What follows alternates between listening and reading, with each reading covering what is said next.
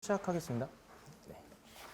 자, 오늘은 이제 첫 시간에 이제 집합과 명제에 대해서 우리가 이제 같이 확인을 해야죠. 이제 배웠던 내용들이니까.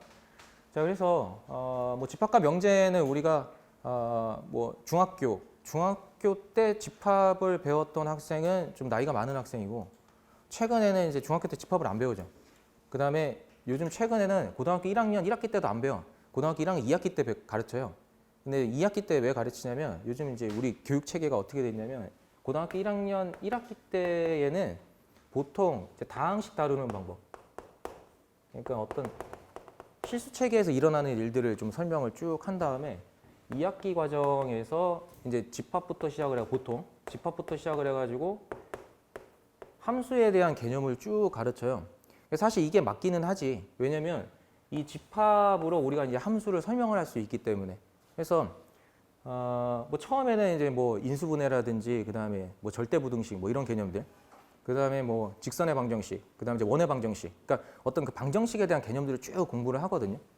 그 다음에 집합을 이제 배우고 이제 함수를 배우는데, 이 함수를 한 단어로 딱 이거는 뭐다라고 얘기를 하면 사실은 이제 대응이죠. 그러니까 어떤 내가 이제 정한 값들, 그 정한 값들에 어떤 새로운 값들을 이렇게 대응시키는 과정, 그런 과정들을 우리가 이제 함수라고 얘기를 할 수가 있죠. 근데 이 대응되는 과정을 우리가 이제는 어떻게 생각해야 되냐면, 이제 좀 두 가지로 생각을 해야 돼요. 이산적인 개념과 연속적인 개념으로 좀 생각을 해야 돼요. 그러니까 우리가 집합을 배워야 되는 이유는 사실 여기에 있어요. 이산적인 개념과 연속적인 개념, 그리고 금융 이론은 전체가 다 이 두 가지로 돼 있어요. 그러니까 이산적인 이제 개념이랑 연속적인 개념이랑. 그러니까 이산적인 개념이란 건 디스크리트, 그러니까 뭔가 하나하나 딱딱딱딱 이제 값들을 이제 내가 셀 수가 있어요. 셀 수 있다는 표현도 좀 약간 애매하긴 한데, 뭔가 하나하나 내가 이제 정할 수가 있다는 거지. 하나씩. 그래서 우리가 이제 보통 집합을 배우고 함수를 이제 배우게 되면 집합에 대한 개념을 가지고 함수를 이렇게 설명을 하죠. 이 그림을 가지고. 그런 다음에 여기다가 뭐 A, B, C 이렇게 있고, 그 다음에 여기는 뭐 예를 들어서 1, 2, 3, 4 뭐 이런 식으로 있다 하고선 요것은 이제 정의역, 그러니까 x의 값들의 모임, 그러니까 독립변수의 모임을 이제 모아놓은 것을 우리가 이제 뭐 정의역이라고 하자라고 해서 집합의 개념을 여기 사용을 하죠. 이것도 이제 마찬가지예요. 그러니까 얘네가 가질 수 있는 어떤 그 수의 체계, 이 안에서 얘네들은 값을 가질 수 있어 해서 그 집합, 모임의 집합을 우리가 공역이라고 하죠. 그런 다음에 얘네들로부터 이제 선택되어진 애들, 대응되어진 그 원소들을 또 모아놓은 것을 우리가 이제 치역이라고 하죠. 이거를. 그래서 이 집합으로 표현을 한단 말이에요. 근데 이거는 이산적인 개념이에요. 그러니까 모든 그 사회과학자든 자연과학자든 처음에 이제 아이디어를 낼 때는 우리가 간단하게 단순화시켜서 아이디어를 얻을 수 있는 것부터 시작을 해요. 근데 그 출발점이 이제 뭐냐면 이산적인 개념이에요. 그러다 보니까 우리 모든 금융 이론이 이산적인 이론과 연속적인 이론으로 두 가지로 구분되어져 있어요. 그래서 집합이라고 하는 것은 이 두 개 모두를 담을 수가 있죠. 집합이라고 하는 것은. 그러니까 이산적인 것들을 담을 수도 있고, 연속적인 것도 이제 담을 수가 있어요. 이산적인 것들을 이제 담을 때에는 우리가 표현을 할 때 뭐 예를 들어서 1, 2, 3 이런 식으로 해서 원소 나열법으로 이렇게 쭉 나열을 할 수가 있어요.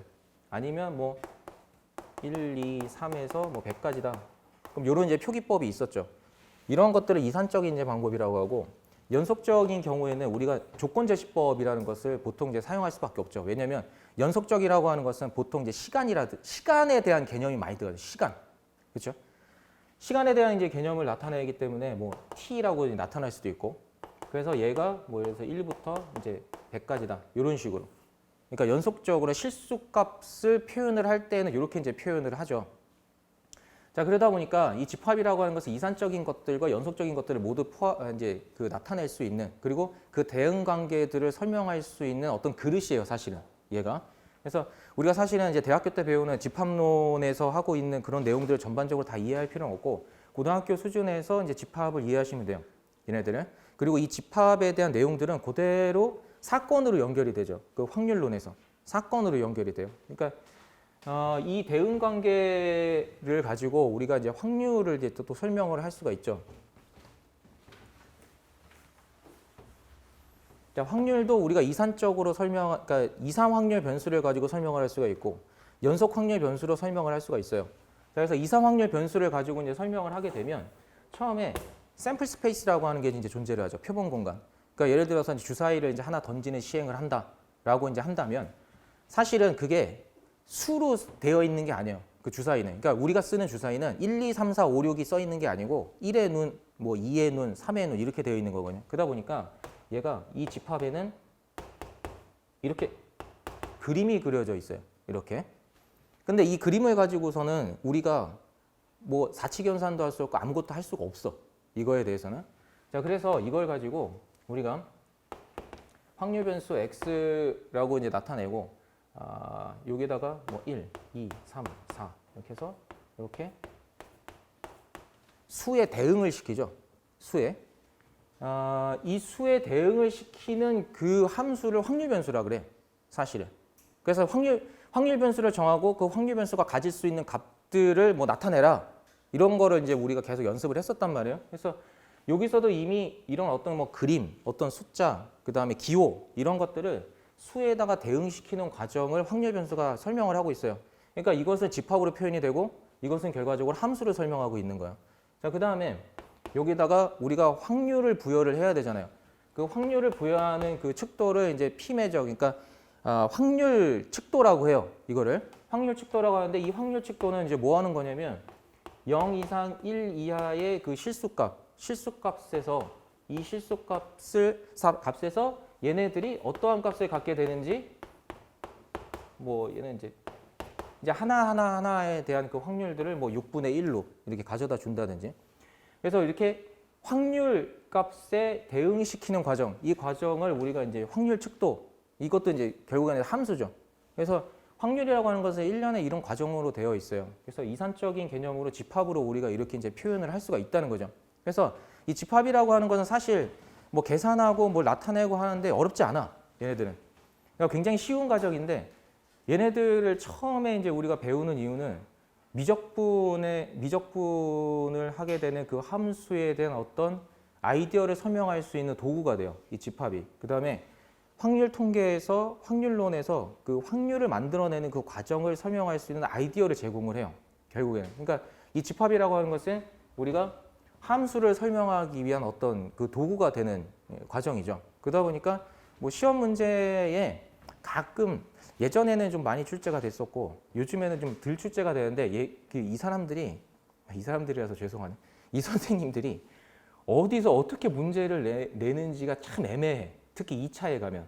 1차 같은 경우에는 그래도 어느 정도 이렇게 정규화되어 있긴 하거든요. 근데 제가 이제 보면 일반 수학 및 확률 통계에서 한 20문제에서 한 3문제에서 많으면 이제 한 5문제 정도?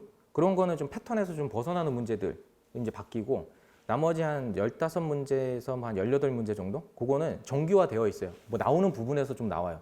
그러니까 이제 뭐 그렇게 어렵지는 않죠, 이게. 그리고 이제 제가 뭐 보험 수학 문제는 정확하게 다 보진 않았는데 시험 본 학생들 얘기를 들어보면 그냥 그건 아예 거의 정해져 있대. 뭐 낸다고 이렇게. 그래서 한간에는 이제 그런 얘기도 해주던데. 일반 수학을 통째로 다 공부하는 것보다는 일단은 보험 수학 완벽하게 저거 해놓고 합격 전략이.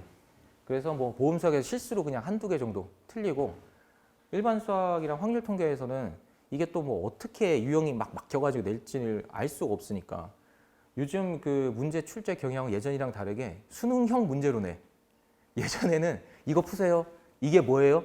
이거 어떻죠? 뭐 이렇게 물어보다가 지금은 약간 수능형 있죠. 뭐 예를 들어서 다음 조건을 만족시키는 뭐 확률 밀도 함수를 찾아라 해서 가나 이런 식으로 조건을 막 주어져. 그 다음에 뭐 한번 찾아봐 이런 식으로. 점점 가면 갈수록 조금씩 더 어려워질 수 있죠. 이게 시험이 우리가 그게 여러분들이 아셔야 되는 게 있어. 태어난 해가 중요하잖아. 그거는 내가 어떻게 할 수가 없는 건데 태어난 해에 따라서 대학 가기가 쉬워지고 취업하기가 쉬워지고 그렇죠? 근데 이것도 마찬가지야. 이 시험도 보면. 그러니까 조절을 하거든. 얘가. 예를 들어서 대리사가 모자른다. 그럼 시험 쉽게 출제해. 대리사가 너무 많아졌다. 그럼 시험 어렵게 출제해버려요. 그리고 2차 시험의 평균적인 합격률은 거의 20%. 각 과목당. 왜 그러냐면 국가고시들 이제 한번 보면 알 거예요. 뭐 무슨 건축기사, 뭐 기사들 있죠. 그 공대 학생들 따는 거. 그것도 거의 합격률이 평균적으로 한 15%에서 25% 사이야. 그러니까 국가고시의 합격률은 보통 15%에서 25% 사이거든요. 그러니까 우리는 과목당이니까 과목당 합격률이 보통 그래요. 그런 식으로. 근데 이제 재무관리 및 금융공학은 막 10%막 이런. 10%, 15%. 그러니까 너무 말도 안 되는 문제를 한두 문제를 내버려가지고 학생들이 굉장히 많이 떨어지거든요. 그래서 그걸 잘 이해를 하고 시험 대비를 좀 하셔야 돼요. 그러니까 1차는 무조건 그냥 한 번에 다 합격하는 게 좋고, 왜냐면 2차에서 시간이 많이 이제 걸리니까.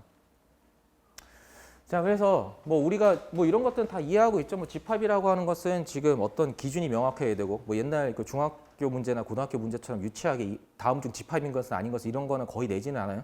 예전에는 나왔었어 보니까.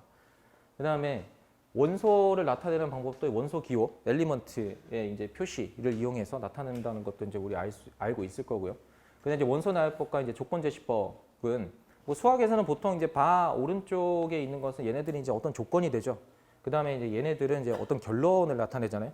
그래서 이러한 조건에 의해서 이러한 이제 결론이 어떻게 나느냐, 뭐 이렇게 이제 표현을 이제 할 수가 있으니까 보통은 유한집합이든 무한집합이든 간에 뭔가 그 나타내기 되게 굉장히 힘들 때, 전체를 다 원소 나열법으로 나타내기 힘든 경우에 보통 우리가 이제 조건 제시법으로 나타내게 죠. 자, 그다음에 사실은 이제 유한집합, 그다음에 무한집합, 그다음에 셀 수 있는 집합과 셀 수 없는 집합, 뭐 공집합에 대한 개념은 사실 우리가 그 대학교 때 대학 다니면서 집합론을 이제 배운 학생들은 이제 알겠지만 사실은 굉장히 어려운 개념이에요. 그러니까 셀 수 있다, 셀 수 없다 이런 개념들 자체가. 근데 뭐 우리 시험에서 그런 것까지 이제 원하지는 않으니까 그래서 지금 1차 시험에서 확률 통계 부분이나 이런 데서 셀 수 있다, 셀 수 없다 이런 것들을 구분하지 않는단 말이에요. 그러니까 결과적으로 이거는 왜 필요하냐면 그 측도론이라고 하는 게 있거든요. 그러니까 매저 시어리라고 하는 게 있는데 한간에 이제 금융공학 수업을 이제 하시는 분들이 그거를 막 수업을 해. 근데 그거 시험에 낼 수가 없어요. 지금 1차 시험의 그 형태를 보면 알아요. 1차 시험에서 측도론까지 다루질 않아. 그러니까 매저 시어리까지 다루지 않는다고요. 왜냐면 그걸 하게 되잖아. 그럼 여러분들이 공부를 얼만큼 해야 되냐면 1차 시험 통과하려면 한 5년, 6년씩 공부해야 돼. 그걸 이해를 하려면.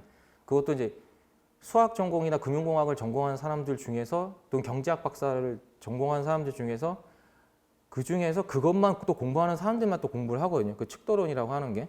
그러니까 그런 것까지 이제 우리가 손댈 필요는 없어요. 그러다 보니까 여기서 이제 1차 시험에서 그냥 우리가 이해를 해야 되는 거는 고등학교 때처럼 이제 유한집합, 그다음에 무한집합. 그러니까 유한집합이라는 것은 개수가 유한하다. 여기서 사실은 셀 수 있다, 셀 수 없다라는 표현을 쓰면 안 돼요. 이제 대학생 정도 됐으면. 그 개념과 그 개수가 유한하다라고 하는 개념은 좀 다른 개념이거든요. 얘가. 그래서 유한계가 있다. 그다음에 이제 무한계가 있다. 그다음에 공집합 같은 경우에는 이 표현을 이제 그 안 쓰는 것 같아요. 그죠? 이 표현은 이렇게 예전에는 이렇게 공집합도 이렇게 표현을 했었거든요. 근데 이 표기법은 이제 안 쓰기로 하고 공집합은 그냥 이거 하나로 통일을 한 것 같아요. 이제는. 그래서 이건 이제 공집합 이제 표시고. 자, 그다음에 이제 부분집합과 진부분집합. 얘가 사실은 굉장히 중요하거든요. 제가 이 진부분집합, 그러니까 부분집합을 이제 설명을 할 때에는 그 표본공간, 우리 이제 확률에서 표본공간 S라는 것과 그다음에 어떤 사건들 있죠. 이 사건들을 이제 표현할, 사실은 이제 집합에서는 이거 전체 집합이라고 하지 U라고 이제 표현을 하죠. 그다음에 이거는 이제 그 부분 집합인 집합 A, 집합 B 이런 식으로 이제 표현을 하는데, 이 표본공간이라고 하는 것은 사실 얘를 시행을 한번 했을 때 나올 수 있는 모든 경우를 다 모아놓은 거란 말이에요. 그 나올 수 있는 모든 원소들. 그러니까 막 예를 들어서 주사위를 한번 던졌다. 주사위를 이제 한번 던진 그 시행에서는 만들어지는 그 표본공간이 이렇게 되죠. 그러니까 사실은 이거는 건너뛴 거예요. 그러니까 그 확률 변수를 건너뛴 거예요, 사실은. 그러니까 원래는 수의 눈이 이렇게 그려져 있어야 되는 거죠. 근데 이제 우리는 그거 생략하고 표본 공간에는 이제 수만 집어넣자, 일단. 왜냐면 이거로부터 이제 출발을 해야 논의가 쉬워지거든. 자, 그런데 여기서 이제 사건 A를 우리가 이제 결정을 했었단 말이에요. 여기에서만 발생을 해야 되죠. 이 사건에 만들어지는 이 원소들은 여기에 있는 원소들이어야 돼요. 자, 그럼 만약에 사건 A를 이제 정의를 할 때 2의 배수인 사건이에요. 그러면 2, 4, 6 이렇게 설명을 할 수가 있단 말이에요. 그러면 요거는 이제 우리가 벤 다이어그램으로 이제 나타내죠. 표본 공간이 존재를 하고 사건 A라고 하는 것이 결정이 돼요. 그럼 여기에는 이제 원소들을 나타낼 때는 콤마 안 찍고 이렇게 하나씩만 이렇게 나타내 주잖아요. 자, 근데 이 바깥에 있는 원소들 같은 경우에는 얘가 이거란 말이에요. 그렇죠? 자, 그럼 사건 A가 있고 사건 A가 아닌 사건이 존재를 하죠. 그것은 이제 우리가 A의 여집합, 그러니까 집합에서는 여집합이라고 나타내고 사건으로 표현할 때는 이게 이제 여사건이라고 표현을 한단 말이에요. 자, 그런데 얘네들도 다양한 형태로 사실은 나타날 수 있어요. 그 부분 집합들이. 그러니까 사건 A라고 하는 집합이 이제 존재를 하는데 나머지 것들을 뭉뚱그려 가지고 이렇게 표현을 하기도 해요. 자, 이건 이제 F라고 이제 표현한 건 필트레이션이라고 해요. 시그마 알지브라라고 하는 거를 확률론이나 수리 통계학을 수업을 들었던 학생들은 저기 알고 있을 거예요. 그 시그마 알지브라를 이제 나타내는 건데 이 집합을 표현할 때 부분 집합들의 집합이거든요, 얘가.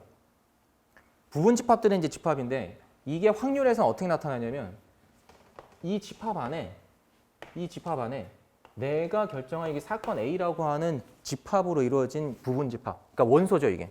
이게 하나가 들어가 있고 그다음에 이게 아닌 원소들을 가지고서 만든 집합이 또 존재를 해요. 근데 얘는 다양한 형태로 나타날 수가 있어요. 그러니까 1, 3, 5가 하나의 형태로 나타날 수도 있고 아니면 1, 3, 5 이렇게도 나타날 수 있어요. 아니면 뭐 1, 3, 그다음에 5 뭐 이런 식으로 나타날 수 있어요. 그러니까 이 시그마 알지브라라고 하는 것은 다양한 굉장히 많은 형태로 우리가 다 설명이 가능해요. 자, 그다음에 또 중요한 게 이제 뭐냐면 이 확률 공간이 설명이 되어지려면 아까 전에 이제 우리 공집합 배웠죠. 그다음에 이제 전체 집합 우리 알고 있죠. 그 공집합과 전체 집합이 모두 다 표현이 되어 있어야 돼요. 자, 그러면 얘네들한테 이제 확률을 부여할 수 있어. 그러니까 얘가 이제 만들어지는 그 확률은 6분의 3이에요. 그죠? 그 나머지 얘가 만들어지는 그 확률은 6분의 3이에요. 그리고 얘의 확률은 이제 0이고 얘의 확률은 1이에요. 자, 그러면 얘네들의 확률들을 이제 다 설명할 수 있는 어떤 집합들이 만들어져. 사실은 제가 봤을 때 이제 집합을 공부해야 되는 이유는 그 확률 공간을 만들어내는데 굉장한 아이디어를 주고 있기 때문에 사실은 우리가 집합을 좀 열심히 공부를 하긴 해야 되는데 시험 문제에서는 이제 고등학교 수준의 이제 문제만 나와. 얘가 이제 뭐 부분 집합이냐 아니냐 어쩌냐 저쩌냐 이런 식으로. 자, 그래서 이런 것도 알아두세요. 부분 집합들을 모아가지고 집합을 하나 만들어서 확률 공간들을 만들어낸다는 것, 이거. 그러면 이거를 이해하고 있잖아요. 그럼 우리가 확률 공부할 때 우리 아무 생각 없이 이거는 곱의 법칙, 뭐 합의 법칙, 얘 1에서 얘 빼면은 뭐 얼마야, 확률 얼마야 하고서 여사건의 확률 뭐 이렇게 아무 생각 없이 구했단 말이야. 근데 이거를 이렇게 집합 안에다가 이러한 그 사건들을 부분 집합으로 표현을 해서 이 필트레이션으로 이제 표현을 하게 되면 우리가 이제 이해하기가 더 쉬워져. 얘네들을. 그렇죠? 그다음에 부분 집합의 개수 구하는 게 이제 가끔 출제가 돼. 개수 구하는 거. 그래서 집합 A의 그 원소가 뭐 이렇게 n개가 있다. 그러면 이 집합의 부분 집합의 이제 개수는 2의 n승 뭐 이렇게 되잖아요. 자, 2의 n승으로 이제 나오는 이유는 이건 이제 결과적으로 경우의 수에서 우리가 이해를 할 수가 있는데 이 하나의 원소를 가지고 만들 수 있는 부분 집합은 두 가지예요. 얘가. 그러니까 이 A1이라고 하는 이 원소를 가지고 만들 수 있는 부분 집합은 공집합과 요거 원소 하나인 이 부분 집합 요거 하나거든요. 그래서 요거 이제 두 개씩. 그러니까 얘네 각각 하나당 지금 두 개씩 다 만들어낼 수가 있어요. 부분 집합들을. 자, 그래서 이게 이제 경우의 수에서는 이제 곱의 법칙이죠. 왜냐면 동시에 얘네들이 모여가지고 부분 집합들을 만들어내기 때문에. 자, 그래서 뭐 이 하나, 뭐 이 두 개 쭉 하다 보니까 이게 n개면 2를 이제 몇 번 곱하게 되냐면 n개 곱했다 이거야. 그래서 2의 n제곱 이렇게 되죠. 자, 그 다음에 또 이제 하나 우리가 알아야 되는 게 특정한 원소 K개를 포함하지 않거나 특정한 원소 K개를 포함하는 경우. 그런 경우에는 2의 n승에다가 이제 K개를 이제 제거를 해주죠. 그래서 우리가 이제 부분 집합의 개수를 이제 구할 수가 있어요. 자, 이거는 특정한 K개를 포함하지 않는다라고 하는 것은 걔네 빼고선 부분 집합의 개수를 구해주면 돼. 그 이해가 된단 말이에요. 근데 특정한 K개를 포함하는 경우에는 일단 걔네들을 빼놓고 부분 집합들 만들어 놓고 거기에 걔네들을 집어넣는다 이거야. 그런 개념이에요. 그러다 보니까 어차피 개수 세는 거는 똑같아졌다 이거지. 그래서 요게 이제 어떤 특정한 원소 K개 개를 포함하거나 포함하지 않는 경우. 그러니까 뭐 예를 들어서 두 개를 포함하거나 두 개를 포함하지 않는 경우에는 빼기 2 빼기 2를 해야 돼. 얘가 그렇죠? 뭘 저거 다 고등학교 때 배웠던 거잖아요. 자, 그다음에 이 부분집합에서 이제 좀 조심해야 되는 것은 그 원소의 개수가 같다고 해서 부분집합이 될 수 있는 건 아니죠. 그러니까 얘의 원소가 모두 싹 다 얘한테 포함되어 있어야 된다는 거죠. 그래서 집합 A의 원소가 1, 2야. 그럼 B가 1, 2, 3, 4 이렇게 돼 있어요. 그러면 이 두 원소에 다 포함되어 있기 때문에 집합 A는 집합 B의 부분집합이다. 우리가 이렇게 이제 표현을 할 수가 있는 거죠. 그래서 왜 고등학교 때 이런 거 많이 했었잖아요. 그러니까 얘가 이제 부분집합이 되느냐 안 되느냐, 원소가 되느냐 안 되느냐 뭐 이런 것들. 자, 그 다음에 나와 있는 개념은 집합과 이제 뭐 상등. 이게 상등이라는 표현은 이제 서로 같다라고 하는 표현이죠. 그래서 요즘 교과서에는 뭐 상등이다 이런 표현은 잘 안 쓰는 것 같아요. 그러니까 서로 같은 집합, 뭐 고등학교 때는 이렇게 이제 표기를 하고 대학교 올라오면 이제 뭐 교수님들이 보통 이제 쓰는 교재다 보니까 뭐 서로 상등이다, 뭐 그러니까 서로 같다, 뭐 이런 얘기죠, 얘네가. 아니면 동치다, 뭐 이런 표현들도 이제 많이 쓰기도 하고. 그래서 A가 B의 부분집합이고 B가 A의 부분집합이야. 그러면 두 집합 A, B는 서로 같다. 요게 이제 그 명제에 가면 그 필요 충분 조건을 서로 얘기를 하게 되죠. 서로 이제 포함 관계를 이제 설명하면, 그리고 우리가 표현을 할 때 얘네들이 이제 서로 같다 이렇게 이제 표현을 할 수가 있다는 거죠. 자, 그러면 일단 집합에 대한 이제 기본적인 이제 설명이 됐고,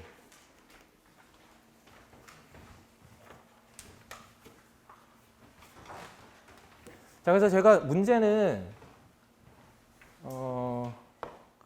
필수 예제를 이제 보통 이제 좀 설명을 드리고, 그 다음에 유제는 숙제야. 숙제인데 뭐 유제에서 좀 설명이 필요한 문제들 같은 경우에는 제가 간략하게 이제 코멘트를 좀 하고 이제 저걸 할 거예요. 자, 그래서 이제 필수 예제 같은 경우에 여러분들 예전에 이 책 구성을 사실은 박철주 선생님이 이제 구성을 다시 하신 거예요, 이거를. 그래가지고 정석 스타일로 좀 해야겠다. 예전에 또 이게 아니었어. 문제 쫙 막 이런 식으로 이제 돼 있었는데 정석 스타일로 해가지고 필수 예제 한번 풀어보고 그거는 비슷한 문제 한번 풀어. 왜냐면 우리 거기에 적응돼 있잖아. 그러니까 우리의 수학은 정석의 그 딱 패턴에 맞춰져 있잖아요. 그래가지고 그런 식으로 해서 뭐 기출 문제들을 뭐 가지고서 이제 풀어보거나 아니면 거기에 관련된 이제 유제들 이제 그런 식으로 이제 구성이 되어져 있어요. 그래서 한번 쭉 보면은 이제 문제 출제 경향을 쭉 이해할 수 있거든요. 그 다음에 제가 이제 저거 하는 게 이 책을 또 보니까 문제 수가 부족해. 이 정도 훈련해가지고 과연 될까? 자연로그랑 익스포넨셜 막 이런 거 처음 배우는데 엄청나게 훈련을 많이 해야 된단 말이에요. 그런 것들 같은 경우에 뭐 미분과 적분 같은 거니까 쉽게 얘기해서 제가 이제 농담 삼아 하는 얘기가 눈보다 손이 더 빨라야 된다. 그러니까 눈으로는 문제를 읽고 있는데 이미 손으로는 풀고 있어야 돼. 그 정도 돼야 뭐 시간이 남고 그다음에 뭐 실수도 줄이고 막 할 수가 있거든요. 수학 문제는 사실 그래야 되잖아. 우리는 스피드 게임이잖아. 그러니까 뭐 아이디어를 내 가지고 푸는 수학 시험들이 아니잖아요. 그냥 딱 보고 막 풀어야 되잖아.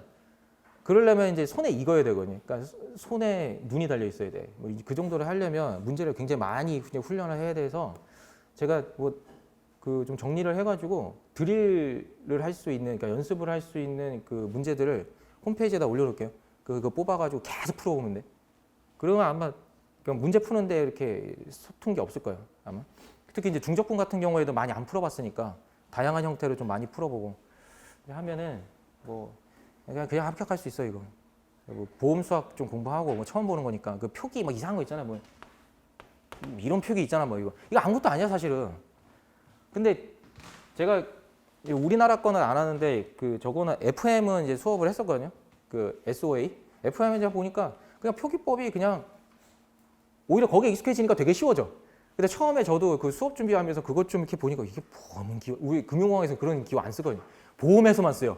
그런 기호는 또 이자율 뭐 측정하고 막 이럴 때. 그래가지고 익숙해지니까 또 그거 나름대로 편하더라고요, 그게. 그래서 그런 것만 잘하면 돼, 그거는. 자, 요거는 옳지 않은 것을 이제 구하라고 했는데 얘가 지금 부분집합, 그 다음에 여기는 이제 원소기호, 그러니까 부분집합, 이제 원소기호 이렇게 돼 있잖아요. 그러면 이 부분집합 기호는 사실은 요거를 이렇게 지워버려가지고 이거 기호 지워버리고 얘가 이제 원소가 된다는 소리잖아요. 사실은 이게 파이가. 그럼 여기 파이가 이거 지우고 있나 이제 보면은 있어. 그러면 되는 거야. 그러니까 무슨 소리냐면 원소가 한 개인 부분집합이야. 얘가. 그렇죠? 그래서 얘는 이제 되는 거고. 그다음에 요 같은 경우에는 이거 자체가 이제 요 안에 있는 원소냐라고 이제 물어보는 거죠. 그럼 얘 여기 있으니까 뭐 이거는 이제 이것도 이제 옳은 거지.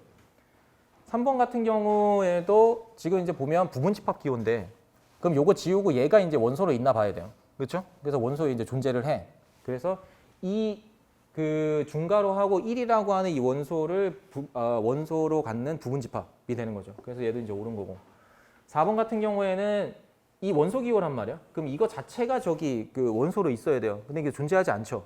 그래서 이런 것들은 아마 고등학교 때 좀 약간 헷갈렸을 수도 있어. 그래서 이제 얘를 다 지우고 보면 돼. 사실은 얘 중괄호 지우고 얘가 이제 원소로 있는지 아니면 얘는 이제 그대로 있는지 뭐 이게 집합 기호 있으면 이렇게 지우고서 있는지 없는지 이렇게 보기만 하면 돼요. 이거를.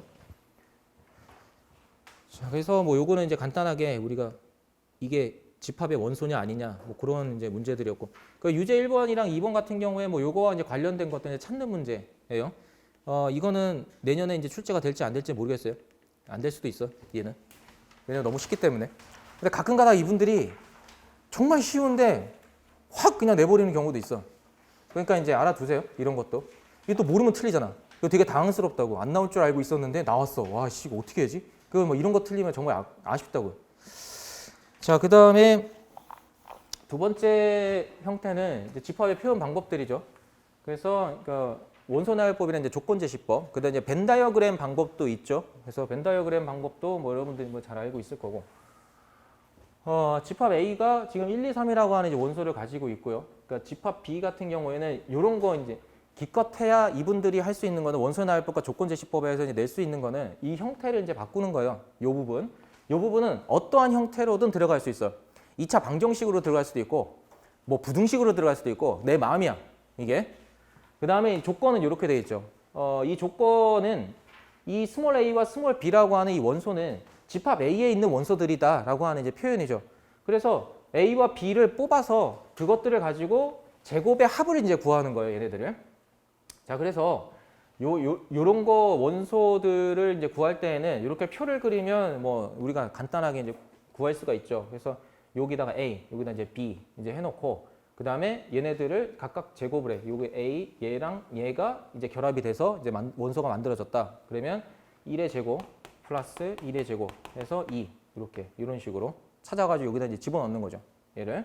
그 다음에 요거 이제 1이고 2다. 그러면 1의 제곱 플러스 2의 제곱 해서 이렇게 5 해서 찾아놓고 그럼 여기 나와 있는 것들이 집합 B의 원소가 되죠. 근데 집합 B의 원소를 나타낼 때에는 중복됨이 없이 하나만 이제 사용을 해야 되죠. 그래서 2, 5, 그 다음에 8, 10, 18, 13, 18 이런 식으로.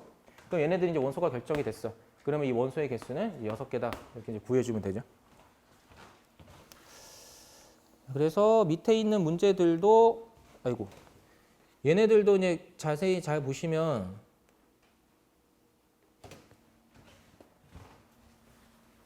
그냥 여기가 달라지는 거예요. 뭐 요런 게 이제 조건이 뭐 좀 달라진다든지 이런 조건들 아니면 요 부분이 이제 다르게 나온다든지. 근데 이게 안 나오리라고 하는 법이 없는 게 지금 이제 보시면 알겠지만 이런 부분들이 이런 부분들 아니면 이런 부분들이 다양한 형태로 나타날 수가 있어요. 사실은. 그렇죠? 그래서 이거 이제 표현 방법만 이해를 하면 뭐 나머지는 이제 뭐 이제 금방 우리가 문제를 해결할 수 있는데 뭐 이런 같은 건 이제 거의 이제 흡사한 거죠. 얘네들 A 플러스 B니까 그냥 A와 B로 나타내고 걔네들 원소들 해가지고 표로 해서 이제 덧셈으로 이제 나타내주면 되는 거죠.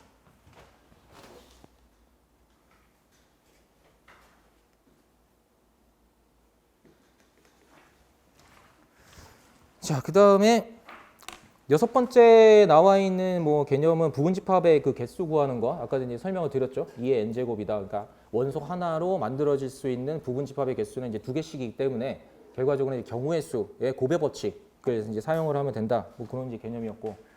그 다음에 이제 그 멱집합이 있는데 이게 멱집합이 이제 파워셋이라고 해서 아마 고등학교 책에는 이제 없는 내용이고 이제 대학교 과정에 들어가면 아마 이제 역집합이라고 하는 것이 이제 나타날 거예요, 얘가. 그래서 집합 A의 어떤 그 부분 집합 전체를 그 원소로 갖는 집합을 이제 우리가 집합 A의 어떤 그 역집합이라고 하고 이런 식으로 이제 표기를 이제 하게 되는데, 그러니까 이렇게 나타내죠. 그러니까 2의 뭐 A 제곱처럼 위에다가 이렇게 표시를 하죠. 그 다음에 이 X라고 하는 그 집합은 집합 A의 부분 집합이 되는 거야. 집합 A의 부분 집합. 그래서 그 부분 집합들을 이제 나타내라. 그러니까 이 파워셋이라고 하는 것이 아까도 제가 설명했었던 그 패밀리 오브 셋, 그러니까 집합 안에 집합들이 모여 있는 것. 그것을 이제 나타내. 근데 아까 전에 제가 설명한 사건으로 구분을 했기 때문에 각각의 부분 집합들을 다 얘기하는 건 아니었고, 그러니까 사건을 정의하고 뭐 나머지 부분 집합들, 그다음에 공집합과 그다음에 전체 집합 다 집어넣은 것들. 얘 역집합에 대한 개념에서 아까 전에 설명했던 시그마 엘지브라라고 하는 것이 좀 이렇게 확장이 될 수가 있는 거죠. 얘네들이. 그래서 그 성질은 요거 2의 A는 이제 공집합은 아니고 집합 A라고 하는 것들이, 그러니까 집합 A의 부분 집합들이죠. 걔네들은 집합 A에 있는 것들은 결과적으로 얘의 이제 원소들이 된다 이거예요. 그래서 이런 식으로 이제 표현이 된다는 거죠. 뭐 공집합, 그다음에 뭐 1, 2, 뭐 이런 식으로 집합들이 뭐 집합 A가 예를 들어서 1, 2, 3 이런 식으로 이제 되어 있다면 얘네들의 부분 집합들이 이렇게 쫙 나타나요. 그리고 맨 마지막에는 이제 전체 집합이 나타날 거고. 그러다 보니까 여기에서 이제 발전을 한 게 아까 전에 이 필트레이션 이런 개념으로 이제 발전을 할 수 있는 거죠. 그러니까 어떤 부분 집합들에 대한 집합, 그런 이제 생각을 하시면 돼요. 얘를. 자, 그래서 이 집합 A의 그 원소의 개수가 m개라고 하면 그것의 원소의 개수는 결과적으로 2의 m제곱이다. 이렇게 이제 이해를 하면 되죠. 자, 그 다음에 집합의 종류에는 이제 합집합, 교집합, 차집합, 여집합 등이 있죠. 자, 그래서 이제 확률론에서는 얘를 이제 합사건, 그 다음에 교사건, 아휴, 이거는 뭐 차사건이라고 그러냐? 뭐 빼기, 뭐 맨날 그렇게 얘기하는데. 그 다음에 이제 여집합이라고 하는 건 여사건, 뭐 이렇게 이제 표현을 하는데, 얘가, 아이고, 여기 이것도 못하다. 이거 이 그리고죠? 이거 바꿔놨나 내가? 그리고? 아니야? 그러니까 합집합은 이제 또는의 이제 개념. 또는이라고 하는 것은 얘도 되고, 둘 다도 되고라고 하는 이제 개념이죠. 여기는 집합에서. 아니 뭐 수학에서. 교집합 같은 경우는 동시에, 연달아, 그리고 그리고라고 하는 이제 의미가 되죠. 그리고 이제 차집합은 그 집합 A에서 집합 B 부분을 이제 뺀 것. 그러다 보니까 여기에 보면 이제 차집합에 대한 이제 변환들이 이제 나올 수가 있는데, 이 차집합이랑 뭐 뒤에 이제 나오겠지만 이 A에서 이 부분이 이제 제거가 된 거죠. 이 교집합 A와 B의 교집합의 원소들이 제거된 형태. 그 다음에 이 합집합에서 이 B 부분을 제거한 형태. B 집합의 이제 원소를 제거한 형태. 그래서 요거를 우리가 이제 차집합 변환이다라고 해서 이렇게 이제 그 고등학교 때도 연습을 했었죠. 그 다음에 A 교집합, B의 여집합 이렇게 나타내고. 자, 그래서 보통 우리가 이제 집합의 연산을 할 때는 이 차집합은 이 그대로 둬서 연산을 할 수가 없어요. 왜 연산을 할 수가 없냐면 얘가 안 돼. 교환법칙, 결합법칙, 분배법칙, 드모르간의 법칙을 사용할 수가 없어요. 이 차집합은. 그래서 만약 문제에 차집합이 이제 나와서 연산을 해야 된다라고 하면 얘를 반드시 이걸로 변형을 시켜야 돼요. 이걸로 변형을 시킨 다음에 그다음에 교환법칙, 결합법칙, 분배법칙, 드모르간의 법칙을 사용을 해서 집합의 연산을 해야 돼. 그 다음에 이제 단순화시켜서 나타내야 된다는 거죠. 얘를. 자, 그래서 그 교집합이든 합집합이든 간에 얘는 교환법칙이 성립을 해요. 그 다음에 결합법칙이 성립하죠. 근데 결합법칙이 성립할 때는 다 같은 형태여야 돼요. 합집합, 그 다음에 교집합의 형태. 그리고 분배법칙도 이제 그 성립이 되죠. 분배법칙. 그래서 사실은 집합의 연산을 잘 하려면 특히 요 세 가지를 좀 자유자재로 여러분들이 좀 쓸 줄 알아야죠. 그래서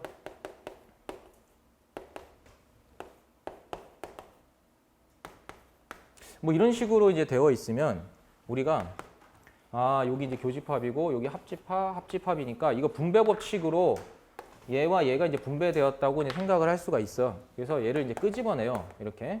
그다음에 이렇게 나타낼 수가 있죠. 이건 굉장히 이득이 되는 상황이야. 뭐가 이득이 되는 상황이냐면 수학이든 그 다음에 우리 금융이론이든 뭔가의 변수를 0으로 만드는 그 형태가 존재하잖아요. 그거는 굉장히 좋은 상황이에요. 왜냐하면 변수들을 계속 제거할 수 있기 때문에. 변수가 제거된다는 거 굉장히 좋은 상황이에요. 우리가. 자, 그래서 요거 같은 경우에는 B의 여집합과 B의 교집합은 공집합이야.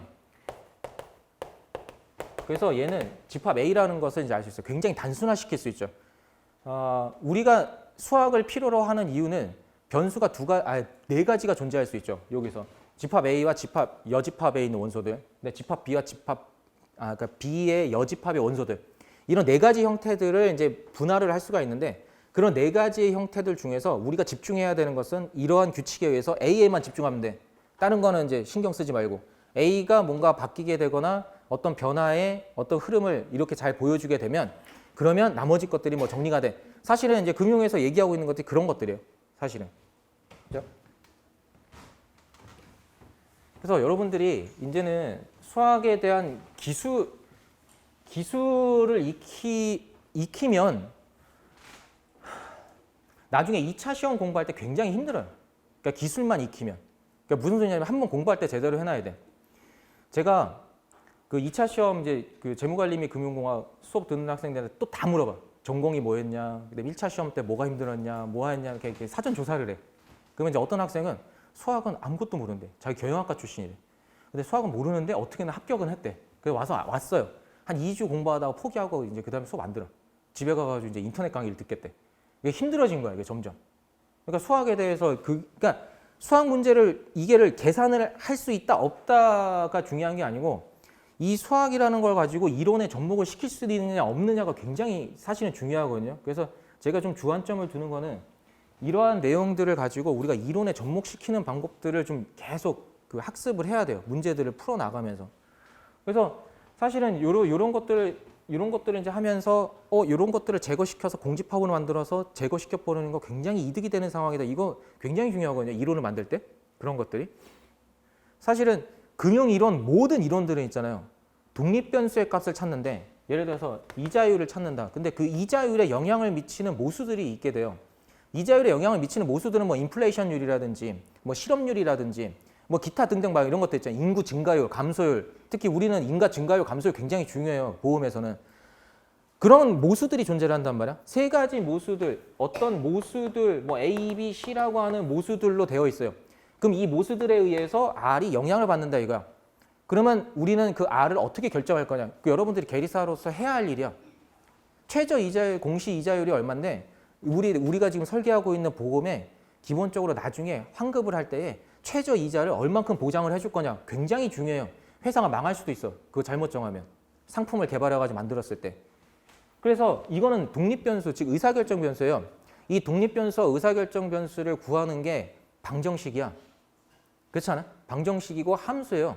그런 것들이. 그래서 앞에 부분에서 계속 이걸 연습을 하는 거야, 우리가. 이걸 연습을 하는데 얘네들은 뭐에 영향을 받냐면 모수에 영향을 받아요. 파라미터. 그러니까 이거는 외부에서 주어진 거예요. 이 모수들을 찾는 게 사실은 통계적인 기법들이지. 통계에 의하면 평균적으로 얘가 얼마가 된다. 얼마가 된다. 얼마가 된다.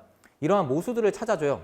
그 모수들을 찾아주면 이 모수에 의해서 얘가 영향을 받는다라고서 식을 만들어내. 이거를 금융 이론이라 그래. 모든 이론에서 결과는 다 이런 식으로 돼 있어요. 그러니까 어떤 의사결정 변수 또는 독립 변수의 값은 모수들로 이루어져 있다. 이거. 근데 그 모수들은 제거시키면 제거시킬수록 좋아. 그래서 뭐 하나의 모수에만 얘가 영향을 받아. 그럼 얘만 컨트롤하면 되거든. 우리는 얘만 관찰을 하고. 나머지 것들은 영향을 미치지 않는다라고 한다면. 예를 들어서 인플레이션이나 인구 증가율이 이자율에 영향을 미치지, 시장 이자율에 영향을 미치지 않아. 근데 뭐 예를 들어서 요거 이제 뭐 하여튼 GDP가 뭐 영향을 크게 미치고 있다. 나머지는 영향을 미치지 않는다. 그러면 이 GDP만 얘한테 영향을 이제 조절을 하면 돼. 우리가. 그죠? 이런 식으로. 근데 모든 수학이 다 이런 논리로 돼 있어. 그걸 우리는 쓰는 것뿐이야. 응용을 해가지고. 그죠? 자, 그 다음에 10번은 유한집합의 원소의 개수를 구하는데 요거 둘 다 이게 공집합이 아닐 때, 그렇죠? 그리고 여기도 마찬가지로 얘가 공집합이 아닐 때, 얘네들이 공집합이 아닐 때에 이게 성립을 하고 공집합이 아닐 때에 이 식이 성립을 하는 거죠. 얘네들이. 자, 그래서 사실은 요거는 벤 다이어그램을 그려서 A, B 해놓고 방정식으로 풀 수도 있어. 그러니까 무슨 소리냐면 여기에 개수를 X, 개수를 Y, 그 다음에 C, 그 다음에 뭐 여기는 A 이런 식으로. 그래서 이 공간들을 분할을 해서 여기에 있는 정보들을 가지고 식을 세워가지고 연립방정식으로 쭉 풀어나가도 돼요. 예. 그리고 이걸 가지고 저거를 증명하는 거는 이걸 가지고 증명을 하지. 이걸 가지고. 그러니까 뭐 A 같은 경우에는 X 플러스 Y요. 그렇죠? 얘를 이렇게 정의할 수 있고. 그 다음에 NB 같은 경우에는 여기죠. Y 플러스 G죠. 그 다음에 이제 교집합. NA 교집합 B. 교집합은 이제 Y죠. 자, 그 다음에 B는 얘란 말이야. 그럼 얘가 나오려면 어떻게 할까를 이제 고민을 해보면 저렇게 이제 식이 나온다는 거지. 얘네 두 개 더하고 얘가 두 번 더해지니까 얘 한 번 빼주면 돼.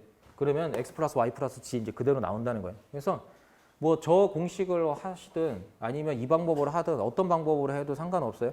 그리고 이 유한집합의 원소의 개수 문제는 뭐 집합 문제에서 낼 수 있는 가장 유력한 문제 중에 하나예요. 왜냐면 얘는 확률이랑 그대로 직결이 되거든. 그러니까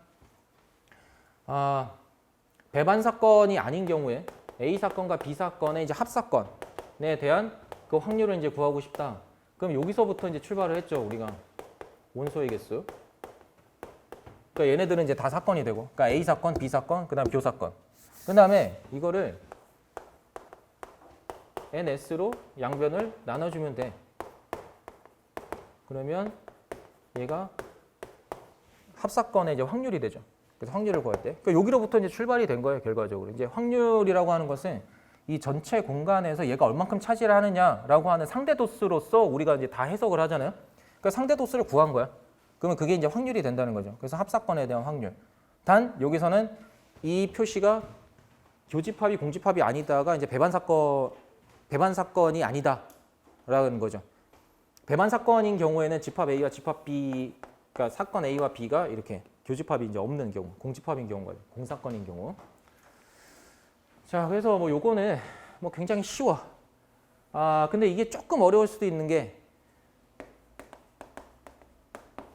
얘가 주어지잖아요. 교집합의 원소의 개수가 주어지는 문제는 사실 이 원소의 개수 구하는 문제에서 굉장히 쉬운 문제야, 얘가. 근데 교집합의 원소의 개수가 안 주어지잖아요. 얘가 좀 어려운 문제가 돼버려. 근데 얘는 그나마 난 게 요거 드모르간의 법칙에 의해서 이렇게 되거든. 그래서 교집합이 영향을 받지를 않아. 그렇지 않아요? 자, 그래서 얘가 이제 5개고, 4개고, 3개고 뭐 이렇게 됐을 때 결과적으로 이거 드모르간의 법칙으로 좀 구분을 하면 요거 이제 나타내면 A, B 이런 식으로. 그러면 이제 교집합의 요 부분의 이제 개수를 이제 구해라. 그래서 이제 전체 집합은 이제 5개고, 얘가 A고 이제 B고. 그죠? 근데 이것도 교집합의 원소의 개수를 주어져야 될 것 같은데, 이 연습. 이거 다시 한번 체크를 해볼게요, 요거는. 교집합의 원소의 개수를 주어지는 게 좋은데. 그 다음에 자, 부분집합의 개수에서는 자, x는 10 이하의 이제 소수라고 했으니까 소수 또 헷갈릴 수 있어. 하도 오랜만에 봐가지고. 그 맨날 우리 저기 선생님들 질문한 게, 야, 1은 소수냐 아니냐. 그러면 1은 좀 순간 헷갈리기 시작해. 오씨, 1이 소수인가 아닌가. 1은 소수도 아니고 합성수도 아니잖아. 1은. 합성수는 뭔지 기억나요? 약수의 개수가 3개 이상인 수? 그 합성수라고 했잖아. 소수는 약수의 개수가 이제 2개면 돼. 근데 소수에서 가장 작은 수는 2야. 2부터 시작해요. 소수는 어차피. 그래서 2, 3, 5 뭐 이런 식으로 나가죠. 그래서 10 이하의 소수는 이제 2, 3, 5, 7 이렇게 되어 있으니까, 그러면 집합 A의 이제 부분 집합의 개수는 얘가 이제 4개니까 2의 4제곱 해서 이제 16개 이렇게 이제 구해주면 되겠죠. 그 다음에 뭐 1-5번 같은 거 있잖아요. 이런 거. 3의 배수는 모두 원소로 같고 4의 배수는 하나도 원소로 같지 않는 부분 집합의 이제 개수를 구해라. 자, 그럼 이 문제 같은 경우에가 이제 그런 거죠. 3의 배수, 그러니까 K개, K개. 그러니까 3의 배수 K개, K1개.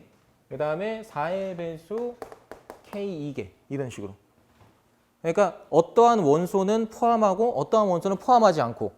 그러면 이제 그 10개의 자연수니까 그 10개를 가지고서 만들 수 있는 부분집합의 개수에서 3의 배수의 개수 빼고 그 다음에 4의 배수의 개수를 이제 빼면 그 부분집합의 개수들을 이제 알 수 있는 형태죠.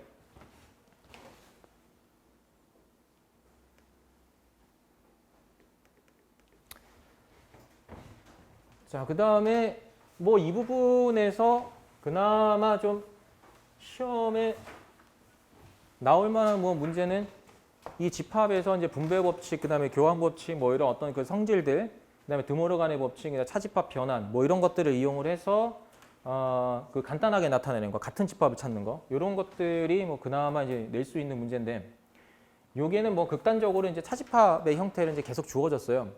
얘와 같은 형태의 그 집합을 찾아내는 방법은 첫 번째, 벤 다이어그램 그리면 돼. 벤 다이어그램 그려가지고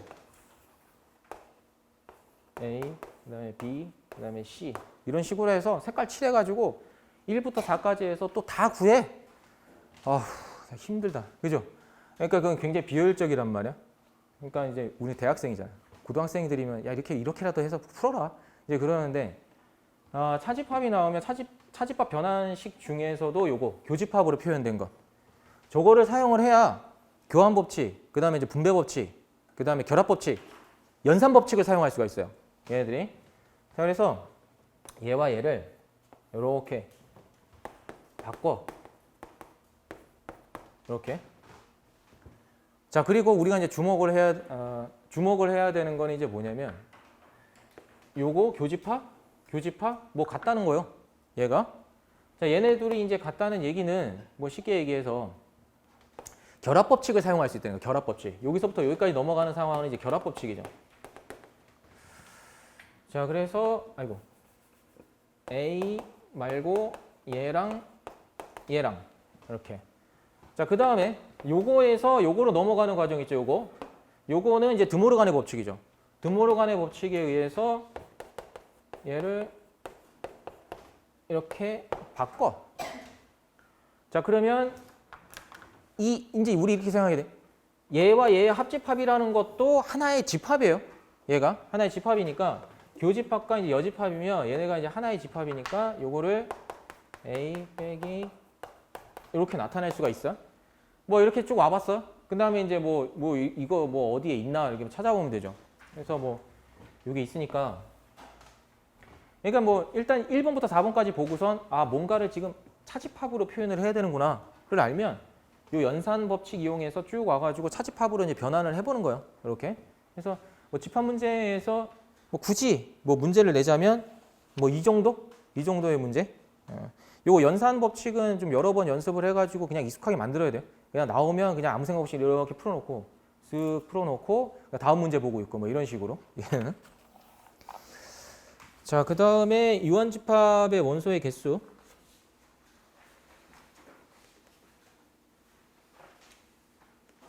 요거는 그래도 몇 번씩 전에 이제 출제된 형태예요. 얘는. 이게 왜냐면 얘는 그 확률에 대한 것들을 이제 설명을 할 때 좀 얘가 이제 빈번하게 이제 쓰이니까 뭐 적어도 이 정도의 문제는 뭐 한 문제 정도 이제 출제를 할 수 있는 거죠. 자, 그래서 1에서 300까지 자연수 3, 5 또는 7의 배수인 그 자연수의 개수를 구하라고 그랬단 말이에요. 그러니까 1에서 300까지 3의 배수, 그 다음에 5의 배수, 7의 배수를 각각의 집합으로 이제 설정을 해야죠. 그래서 3의 배수의 집합, 5의 배수의 집합, 7의 배수의 집합. 이건 각각 다 구하겠지 뭐 나눠가지고 몫을, 그죠? 자연수까지만. 그래서 요거 100개, 요거 60개, 요거 42개. 자, 그 다음에 이게 집합이 3개이기 때문에 우리가 이제 생각해야 되는 것은 교집합들이 존재를 할 거예요. 얘네들이. 교집합에 이제 원소의 개수가 이제 존재를 하니까 결과적으로 3개 다 더하고 2개씩 교집합 원소 빼고 맨 마지막에 3개 다 모두 교집합의 원소를 한 번 더해주는 그 식에 의해서 구해야 된다 이거지. 그러면 요거 같은 거 있잖아요. 교집합 같은 경우에는 A와 B니까 이거 3하고 5의 배수, 그러니까 3과 5의 공통된 배수, 그러니까 쉽게 얘기해서 15의 배수, 15의 배수의 이제 개수를 구해주면 되는 거고, 얘는 35의 배수, 그 다음에 3, 7에 21, 21의 배수, 뭐 이런 식으로 개수들은 각각 이제 구해주면 되고, 얘는 3, 5, 15에 7, 5, 35, 뭐야 이거 105? 하여튼 뭐 105인가? 뭐 하여튼 그렇게 되는 것 같아요. 그러니까 105의 배수 뭐 2개 이런 식으로 찾은 다음에 이 공식에 의해서 이렇게 이제 구해주면 되겠죠. 뭐 이런 것 같은 경우에는 다양한 형태로 이제 출제를 할 수가 있어요. 뭐 저거는 이제 단순하게 3의 배수 어쩌고 저쩌고 뭐 이렇게 되는데, 우리는 원래 이 뭐 설악산 가본 학생, 지리산 가본 학생, 설악산과 지리산 모두 가보지 않은 학생 뭐 이런 거 막 주어지잖아. 고등학교 때는. 근데 뭐 여기는 이제 왜 통조림을 했지? 그래서 요거 같은 경우는 이제 뭐 어떤 마을에 A 마을에 뭐 어떤 보험에 가입한 사람의 수는 뭐 몇 명, 뭐 이런 식으로 뭐 이렇게 바꾸면 여러 가지 형태로 쭉 나올 수 있단 말이야. 자, 그런데 여기에서 이제 어떤 게 주어지느냐에 따라서 다른 거지. 뭐 A를 설정하고 B를 이제 설정하고 요거를 설정해주고 뭘 딴 걸 구해본다든지. 근데 보통은 이거는 잘 안 주어질 거예요. 이게 주어지잖아. 이게 주어지면은 쉬운 문제가 또 돼버리거든. 그래 그나마 여기서는 좀 이렇게 난이도 있는 문제를 줘야 되니까 이건 뭐 잘 안 주어지고, 보통 뭐 A 뭐 이런 거 이제 많이 주어지죠. 그래서 이제 벤 다이어그램으로 살짝 이렇게 우리가 그 아이디어를 이렇게 보면 어느 부분을 어떻게 구해야 되는지가 이제 보이죠. 얘네들이. 그렇죠?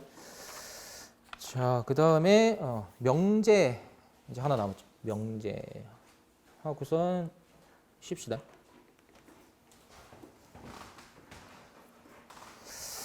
자, 그 명제라고 하는 것은 참과 거짓을 판단할 수 있는 어떤 문장이나 식 전체를 우리가 이제 명제라고 해요. 이거를. 근데 그 조건이라고 하는 것은 변수가 들어가 있어야 돼. 그 변수의 값에 따라서 얘가 참이 될 수도 있고 거짓이 될 수도 있는 것을 우리가 이제 조건이라고 해요. 자, 그래서 명제는 P면 Q이다. 우리가 이제 보통 이렇게 표현을 하죠. 그래서 여기는 이제 가정, 여기는 이제 결론이 된단 말이에요. 그래서 여기서 이제 나오는 게 우리가 이게 참인지 거짓인지, 이 명제가 참인지 거짓인지를 구분을 할 때에는 이거를 진리집합으로 표현을 하죠. 이 원소들을. 그래서 이 가정에 있는 변수가 들어가 있으면 이제 조건이 되겠죠. 보통 이제 변수가 들어가는 경우가 많죠, 우리가. 그래서 이 조건에 대한 진리집합을 라지 P, 진리집합을 라지 Q. 그럼 얘네들 이 명제가 참이 되려면 포함관계가 얘가 성립이 돼야 되죠. 그러니까 즉 이 가정에 있는 이 조건을 만족시키는 모든 원소들이 여기에 다 포함되어 있어야 돼. 그래야 이 주어진 명제가 참이 돼요. 얘가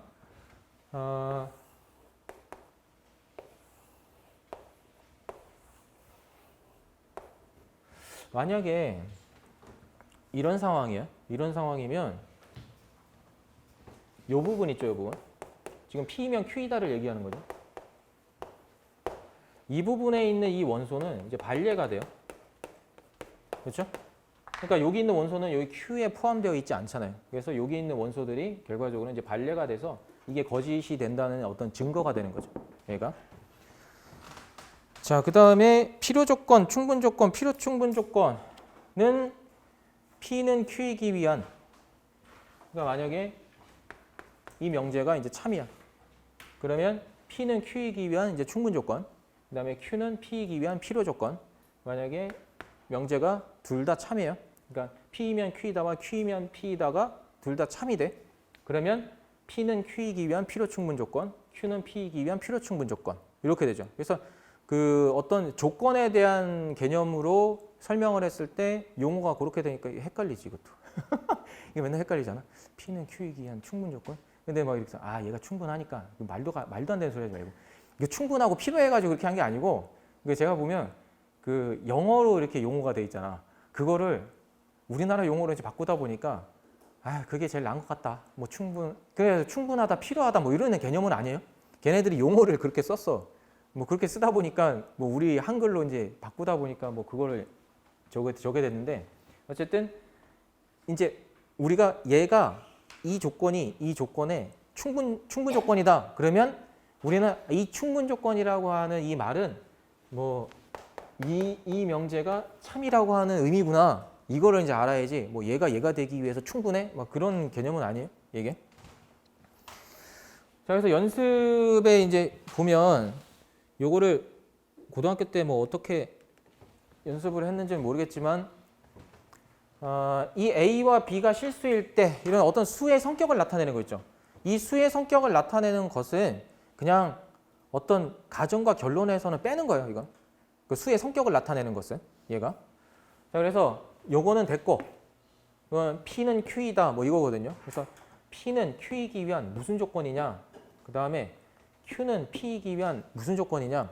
둘 사이에 진리집합으로 얘를 이제 좀 표현을 해보면 이제 우리가 좀 명확하게 좀 이해를 할 수가 있죠. 그러니까 a제곱 빼기 b제곱이 0이 되게 하는 원소들을 한번 생각을 해보는 거야. 그 원소들 나타낼 때 뭐 예를 들어서 p 이렇게 나타내면 뭐 이렇게 되는데 얘네들이 그냥 뭐가 될까 이제 넌지시 좀 생각을 해보는 거지.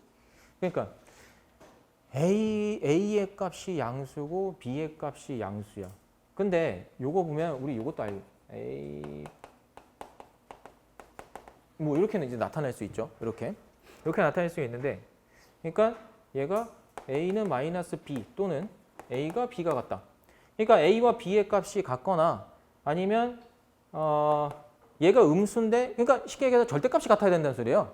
얘네들이 양수든 음수든 왜냐면 제곱이 되니까.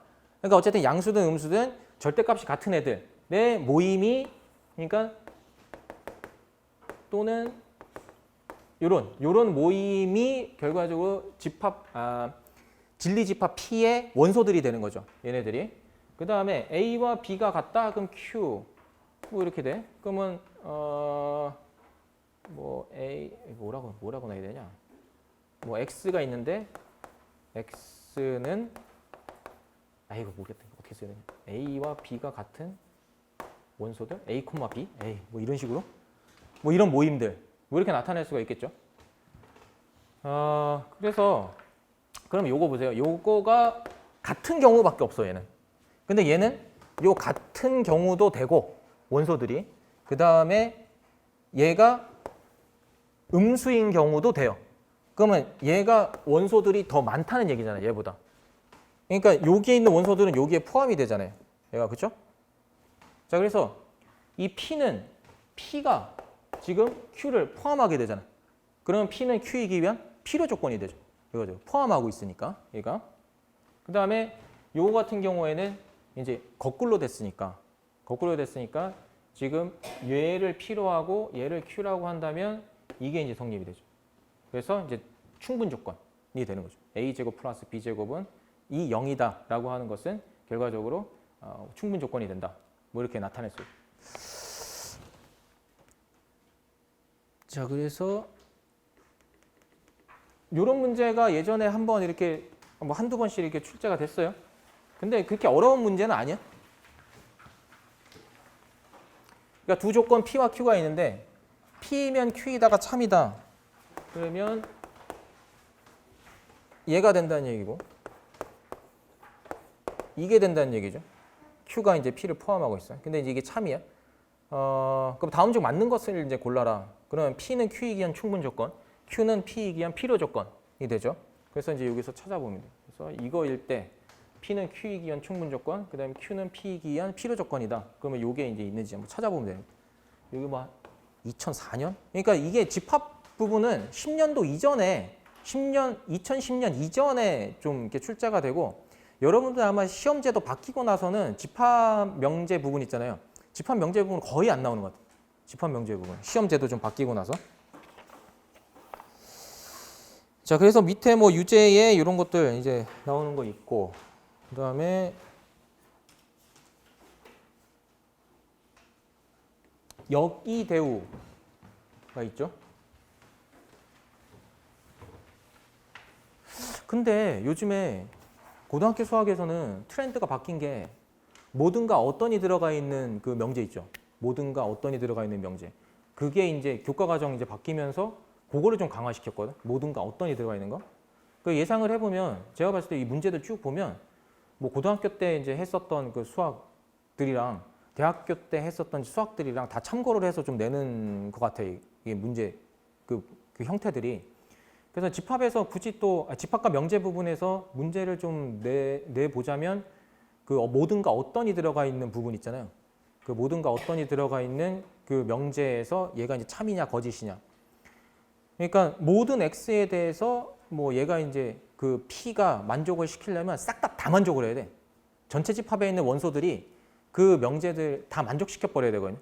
어느 거 하나라도 안 되면 안 되고 어떤이 들어간 경우에는 공집합이 아니기만 하면 돼. 그러니까 이것도 제가 연습 문제로 이거는 한번 줘볼게요. 왜냐면 이거는 모르면 또 틀린다. 이런 거.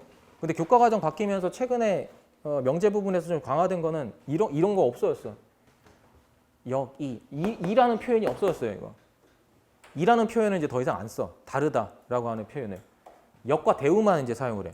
이것도. 그래서 모든 x가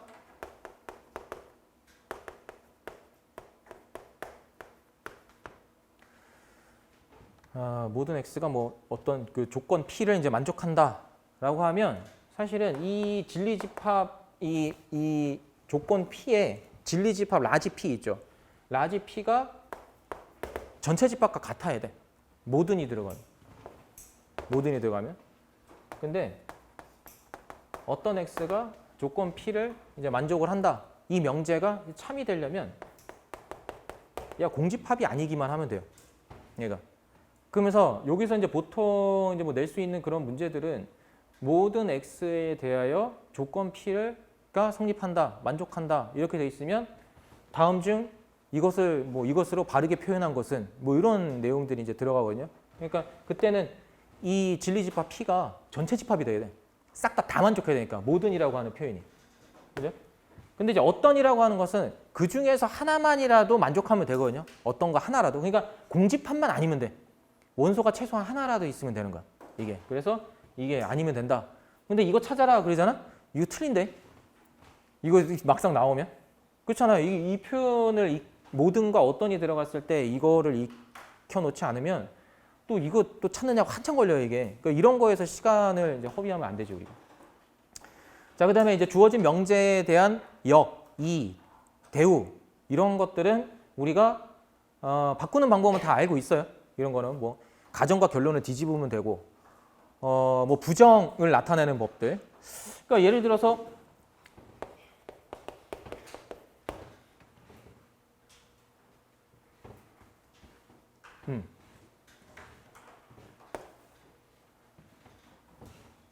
저거 조건 저거 부정 나타낼 수 있겠어요? 지금 딱 부정을 나타내봐라 그러면? 모르겠어? 모르겠다. 잘 받아주는구나. 모르겠다 그래야지 내가 또 그게 있잖아요. 이게 그리고 이거의 의미예요. 얘가 동시에라고 하는 의미야. 잘 생각해. x가 이거 동시에라고 하는 의미잖아, 얘가. 그러면 이거 그리고 이거예요, 지금. 그러면 이거의 부정이잖아? 이거의 부정은 또는 이렇게 바뀌어야 돼, 얘가. 그러니까 특히 요런 거 제일 못해. 요런 거. 요거 이렇게 돼 있다고 하는 의미는 x가 a 이상이고 x가 b 이하이다 라고 하는 개념이에요, 얘가. 그러니까 이거에 대한 부정은 얘의 부정, 얘의 부정, 얘의 부정. 그러니까 이거 반대로 바뀌고 등호 없건 그리고 또는 그다음에 반대로 바뀌고 이렇게 이제 바꿀 수 있어야 돼. 그러니까 그리고의 부정은 뭐 또는 뭐 이런 거 있죠. 어떤의 부정은 모든의 부정은 어떤 뭐 이렇게 되는 거예요. 이런 게. 그래서 그다음에 또 여기서 이제 중요한 성질은 한 명제가 참이야. 그러면 그 대우도 참이 된다는 성질을 가지고 있어요. 얘가. 그러니까 무슨 소리냐면 그 주어진 명제와 대우는 참과 거짓을 그대로 공유한다는 거야. 얘네들이. 그러니까 주어진 명제가 참이면 대우도 참이고 그 다음에 주어진 명제가 거짓이면 대우도 거짓이고. 자, 그래서 주어진 명제에 대한 증명을 하는데 우리가 가정이 너무 원소들이 너무 많아. 그래서 뭐 어떻게 다루기가 힘들어.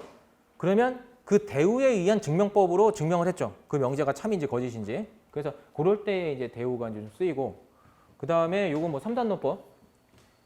3단노법 같은 경우에는 뭐 우리 고등학교 때 이제 많이 풀었던 게 뭐 이거고 S고 S가 뭐 나달인데 뭐 다음 중 반드시 참인 것은 옳은 것은 뭐 해가지고 그다음에 뭐 이런 거에서는 우리가 3단 논법 막 찾아내가지고 여기서 R에서 Q 받고 Q에서 S니까 R에서 S가 성립하는구나 이 3단 논법이. 그다음에 얘네들의 대우 쫙 써보고 그다음에 밑에 있나 없나 막 체크하고 뭐 이런 식으로 우리가 체크를 했었죠. 자, 그래서 여기 이제 명제, 집합과 명제는 우리가 한 이 정도로 하면 제가 좀 생각을 해보고 집합과 명제에서는 그냥 뭐 이 정도는 시험에 나오면 뭐 이 정도는 나올 수 있으니까 이거는 좀 연습해야겠다. 그러니까 뭐 연산 같은 거 하는 거. 그 다음에 이제 그 개수 구하는 거 있잖아요. 뭐 그런 것들 좀 이렇게 드릴로 만들어 가지고 줄 테니까 뭐 열심히 풀어보세요. 이거는. 자, 그 다음에 잠시 쉬었다가 실수 체계에 대해서 수업 계속 하겠습니다.